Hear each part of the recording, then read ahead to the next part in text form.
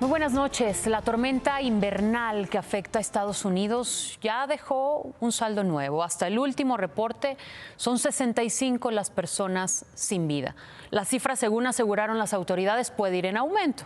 La ciudad de Buffalo, en Nueva York, como veíamos ayer y vemos en estas imágenes, es la más afectada por estas heladas. Solo ahí se reportan 31 muertos, casi la mitad.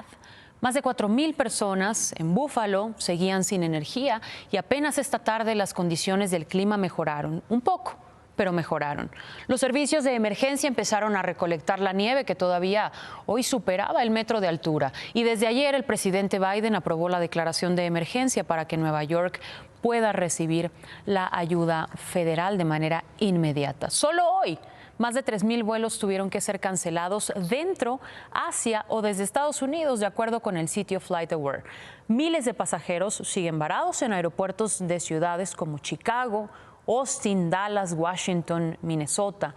El presidente Biden también dijo que su administración exigirá una investigación para que las aerolíneas se hagan responsables y las aerolíneas rindan cuentas por las cancelaciones registradas desde el jueves.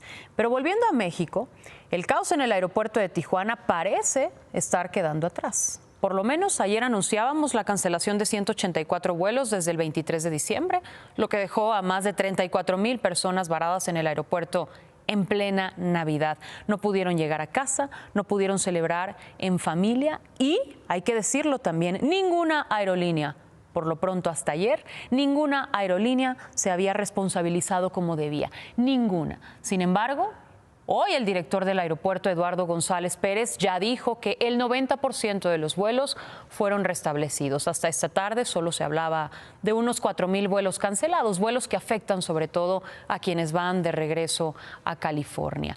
Y otro de los aeropuertos afectados fue el de Cancún. Contrario a lo que se vivió el fin de semana, hoy las autoridades reportaron que ya no hubo cancelaciones. Sí, algunas demoras en las llegadas y las salidas, sobre todo desde y hacia Canadá y Estados Unidos por las temperaturas. Pero aún hay pasajeros que todavía no consiguen tomar un vuelo, que permanecen ahí a la espera de una respuesta en algunos centros de hospedaje hasta nuevo aviso.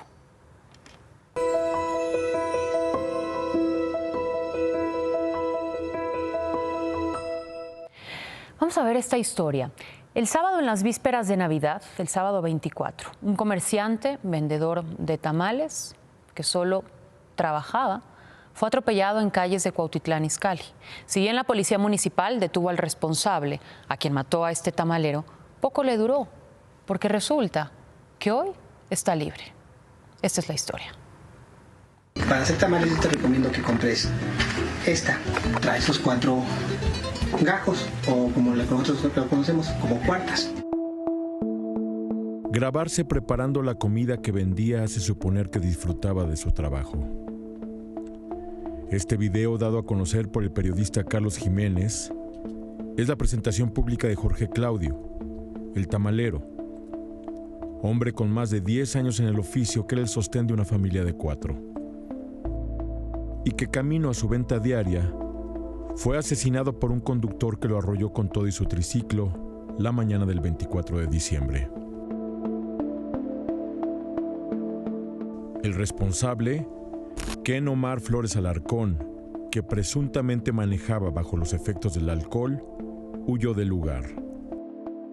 La Policía Municipal de Cuautitlán Izcalli en el Estado de México lo persiguió y lo detuvo, y lo presentó ante la Fiscalía Regional de Cuautitlán, donde Leticia Meraz Marroquín, agente del Ministerio Público, atendió el caso. ¿Qué pasó después?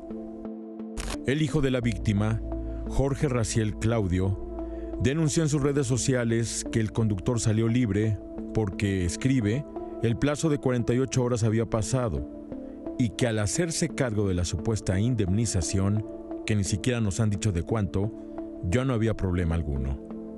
La publicación fue compartida y comentada miles de veces. Tanto que la Fiscalía del Estado de México se vio obligada a explicar que al tratarse de un probable homicidio culposo no se amerita de prisión preventiva oficiosa, de acuerdo a lo previsto en el Código Nacional de Procedimientos Penales. Y aseguró que Ken Omar Flores exhibió una póliza de seguro con la cual garantiza el pago de la reparación del daño. El conductor salió libre rumbo a su casa, casi al mismo tiempo que Jorge Claudio era enterrado. Será hasta el próximo 1 de febrero del 2023, en 5 semanas, cuando se celebre la audiencia de formulación de imputación ante un juez de control. Espera que parece excesiva frente a la contundente evidencia. Para mí, el de rajas. Y puedes decirlo así, listo.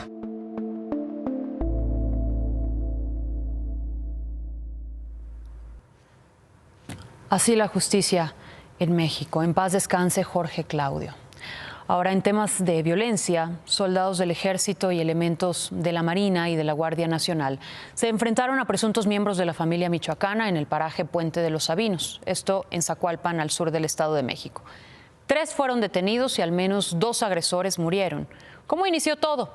Los presuntos sicarios emboscaron a las Fuerzas Armadas en la carretera Zacualpan-Texcaltitlán.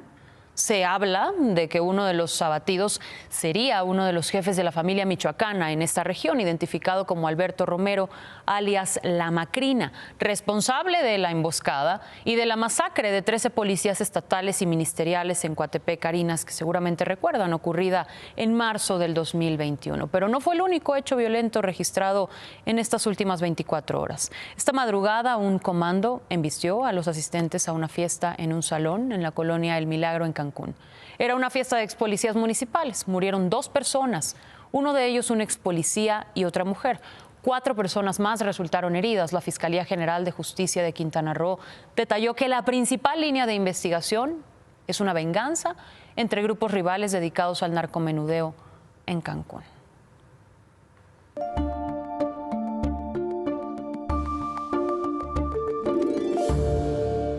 Bueno, hay que retomar el tema de los contagios por coronavirus porque siguen en aumento. De hecho, de acuerdo con el informe técnico de la Secretaría de Salud, solo en esta última semana se registraron casi 32,000 casos. Estamos hablando de más de 4,000 casos positivos por día. También hubo un ligero pero preocupante repunte en el número de personas fallecidas por COVID.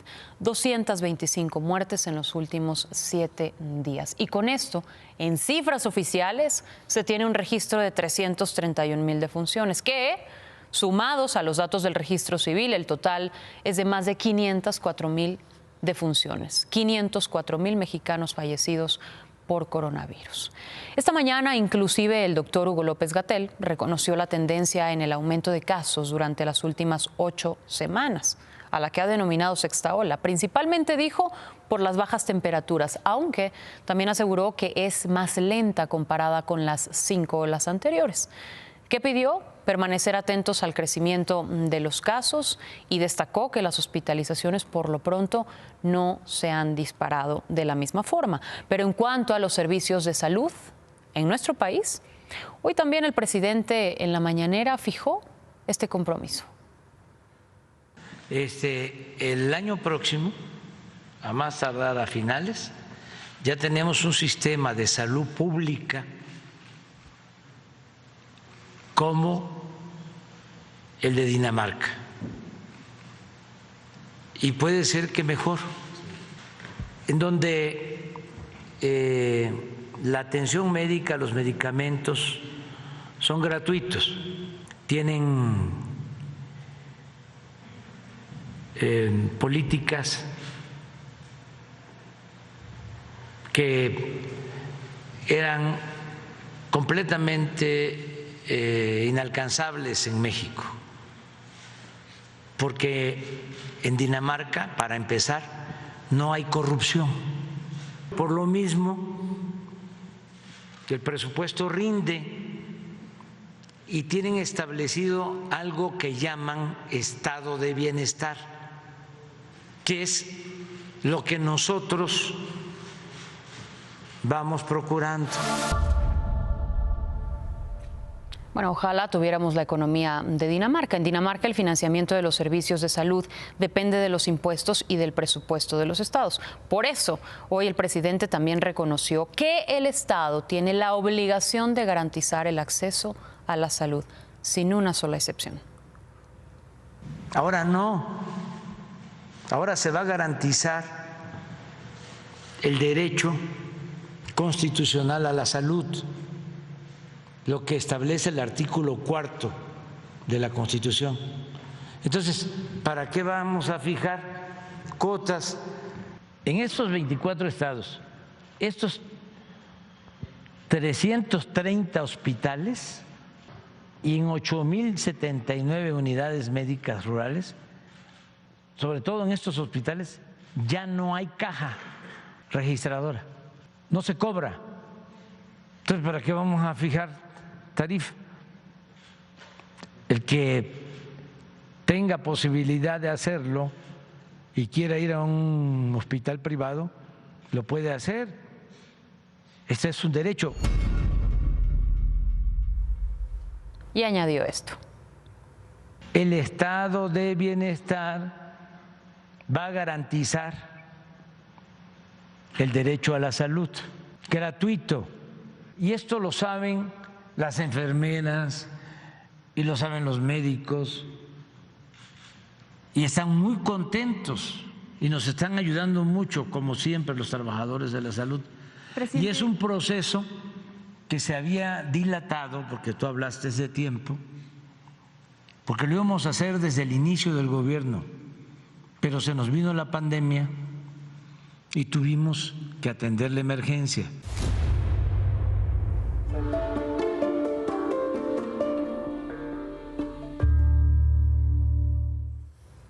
Estados Unidos seguirá aplicando por el momento el llamado Título 42 para expulsar a México de manera inmediata y sin proceso alguno a los migrantes que entren por la vía ilegal.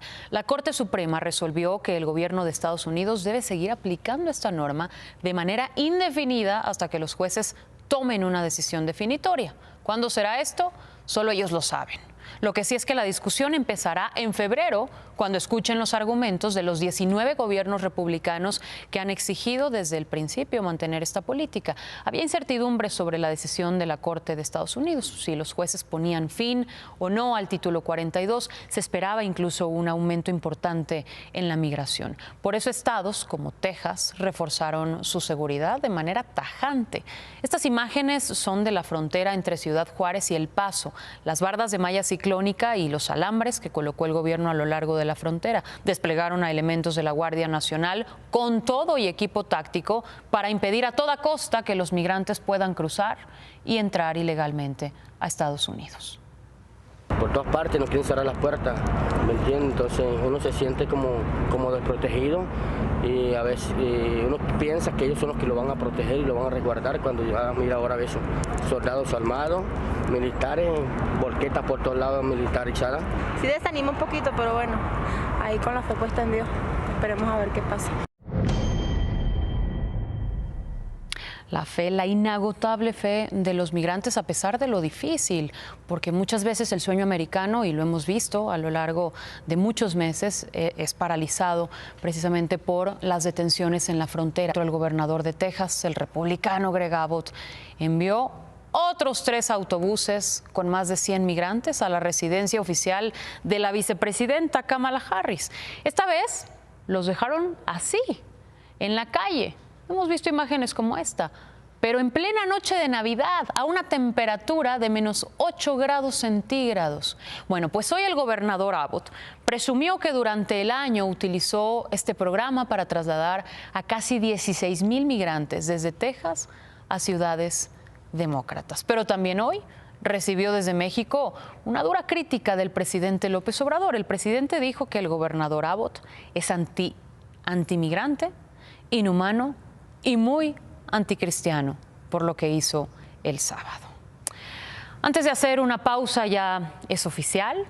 Y esta tarde el gobierno federal publicó el decreto de reforma a la Ley Federal del Trabajo con el que aumenta el periodo vacacional para los trabajadores. Esto entra en vigor el primer día de enero. Vamos a recordar cómo queda el esquema vacacional. El primer año de trabajo se darán ya no 6, sino 12 días de vacaciones. Irán aumentando 2 días por año cumplido hasta llegar a los 20 días. Y al llegar al 6º año laboral seguirán aumentando 2 días de vacaciones, pero ya no por año, sino cada 5 años.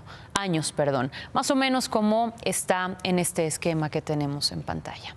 Ahora sí hacemos una pausa muy breve, volvemos con más información. Anoche lo comentábamos aquí, esta semana ante las gélidas temperaturas en el Valle de México y quienes vivimos en el área metropolitana lo sabemos, las autoridades de la capital intensificaron las brigadas en apoyo a las personas que viven en la calle.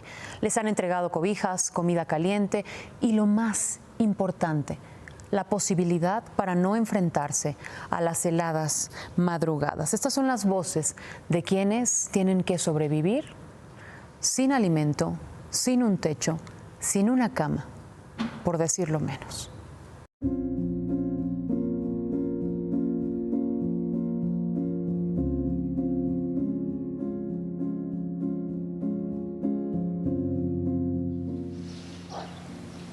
¿Quién te gustaría que te abrazara? Ay, Dios, Dios, Dios, para que no se olvide de mí. Karen es uno de los miles de rostros de personas que viven en las calles. Esos rostros perdidos en el pasado.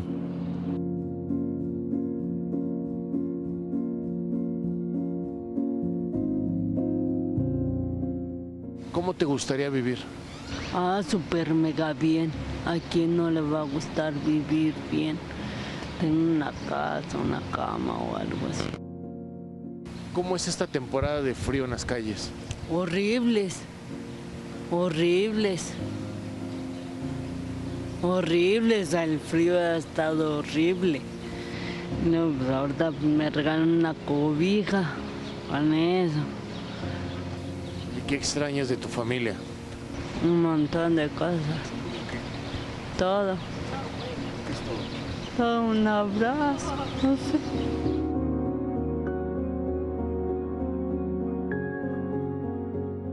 Con el fin de año, también llega una de las temporadas más difíciles para quienes habitan entre las banquetas y el asfalto. Adrián Botello y Eduardo Cruz recorren las calles buscando a estas personas. Ellos forman parte del equipo del Instituto de Atención a Poblaciones Prioritarias. Bueno, nuestra labor es visitar los puntos en calle, donde encontramos a personas en situación de calle, en vulnerabilidad. Y en esta temporada de campaña de bienestar, en temporada invernal, estamos entregando cobijas a las personas que se encuentran en la calle y que sufren de esto del frío. Damos consulta médica, entrega de medicamentos, pruebas VIH, sífilis, entrega de toallas sanitarias, cepillo de dientes y pláticas para lo sexual. Violaciones, maltrato, abandono, esclavitud y violencia son algunos de los factores para salir de casa. ¿Cuántos años tienes viviendo en la calle? Toda mi vida, que mi mamá me dejó desde chiquito y vivo en la calle. Me gustó la calle, por eso mismo mi mamá me dejó con mi papá. Y ahorita ya mi papá ya no vive, ya murió. Y pues siempre me ha gustado la calle, me gusta andar en la calle. ¿Cómo es la vida en la calle? No, pues es duro para nosotros porque pues, muchas veces andábamos robando, pero ahora mi vida cambia porque ya no robo, ando chichareando botellas, con eso me mantengo, con eso aquí lo hago. Lejos del calor de un hogar, los maltratos persisten en las vidas de los refugiados en las calles. Por eso se les dan opciones. En la ciudad hay 11 centros de asistencia e integración social habilitados para atender a 2.500 personas. Una cama y 3 comidas al día para quienes no tienen a dónde acudir. Pues es duro para nosotros porque muchas de las veces no tenemos con qué taparnos. Muchas veces vamos al basurero a buscar cualquier bule o cartones. Mucha gente nos regala también ropa, cobijas en este tiempo. En las mismas casas me siento bien porque pues ya no soy el que era antes, ¿no? Ahora soy diferente. Aunque ando en la calle, ¿no? Pero ya no ando robando a la gente.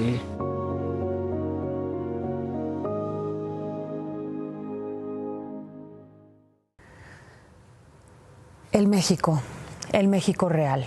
Con esto hacemos una pausa, volvemos con el recuento de las historias más importantes. No nos podemos ir sin las historias más importantes de este año, así que no le cambien. No me puedo ir. No sin antes, como parte de este recuento de las notas más importantes que presentamos durante 2022, recordar la tragedia. Esta tragedia que sepultó en la mina de El Pinabete, en Sabinas, Coahuila, a 10 mineros, cuyos cuerpos hasta hoy siguen sin ser rescatados. Una tragedia que nos recordó las condiciones en las que miles de trabajadores arriesgan la vida en las minas de carbón, con un salario que apenas rebasa los 200 pesos en promedio a la semana. Humberto Padgett bajó a un pozo y encontró imágenes muy duras. Y con esta historia los dejamos. Se quedan con ¿Qué importa? Gracias por acompañarnos. Buenas noches. Hasta mañana.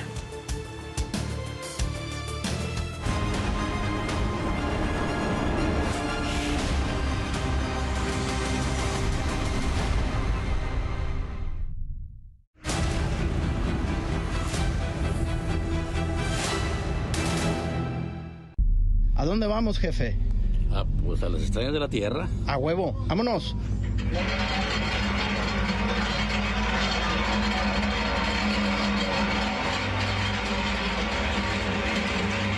¿Le da miedo, jefe? Ya el miedo ya lo dejamos muy lejos. Tanto año, no, de hecho hay miedo. Es una muerte muy cabrona, es una muerte dura. Bastante. Y muy extremosa, más que nada. Es el riesgo del minero. Pero el minero siempre ha estado en riesgo, ¿no? Pues siempre, desgraciadamente así es, porque andamos trabajando bajo la tierra. El minero debe ganarle al gallo y cubrirse bien con la señal de la cruz, porque quizás sea la mejor protección de la jornada. En esta casa viven 3 carboneros, el menor de 19 años y el mayor, padre de los otros 2, de casi 50. Si todo sale bien, regresarán tras arrancarle, entre los 3, 15 toneladas de piedras negras a la tierra a cambio de 1,500 pesos en los bolsillos de los 3. Miles de trabajadores divagan en tambos tirados por malacates provenientes de algún postapocalipsis oxidado. Pero para ellos no hay más opción. Aquí, a 71 metros bajo la superficie, a la misma profundidad en que viven o yacen los del Pinabete, los obreros saben que de la tierra se puede sacar lo que sea, menos a un hombre bien enterrado. ¿La muerte es un gaje del oficio? No, claro que sí. Si yo supiera que me mato ahorita, bajo pura madre. Pero es probable que sí nos matemos ahorita que bajemos. Exactamente. Aunque hay muchos problemas de factores de la peligro de la mina para el minero, porque puede ser un derrumbe. Se me puede cerrar a mí aquí y yo me quedo de aquel lado. ¿Usted se ha quedado atrapado así ya? Sí, me he quedado, sí. ¿Y qué se siente? No, se siente bastante feo. Se vienen unos pensamientos de todos tipos, pero más, ¿cómo va a salir? Y se tiene que lograr la mente tu familia, tus hijos, y yo aquí enterrado. El peligro, el agua, el gas y los derrumbes. Carbón manchado de sangre de los mineros que han muerto en minas de esta región de Coahuila. ¿Cuántos? 80 del 2006 al 2021 según la propia organización. Y la mayoría, si no es que todos, por el incumplimiento de las normas de seguridad e higiene. La norma oficial mexicana de seguridad para minas subterráneas de carbón se ignora. Se pierde en la oscuridad de estas galerías. Esta obliga al patrón a verificar que todas las personas que ingresen a las minas porten al menos el siguiente equipo. Casco de protección, cumple. Lámpara minera, cumple. Cinturón portalámpara, no cumple. Un mecate no califica como tal. Botas de hule con puntera, cumple, aunque el calzado se ve gastado. Tapones o conchas auditivas para evitar el ruido de la pica neumática, no cumple.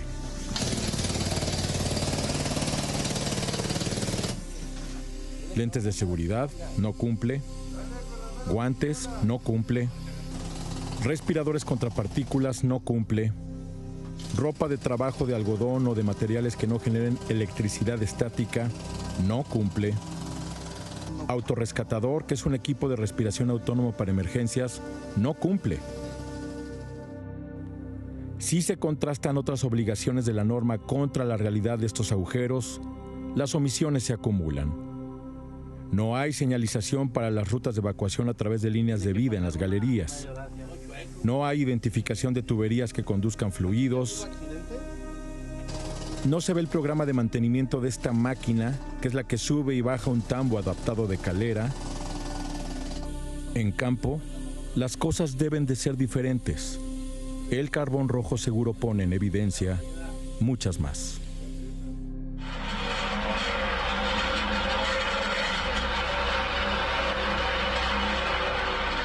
Desgraciadamente, como dice el dicho, los tesoros están enterrados y hay que sacarlos.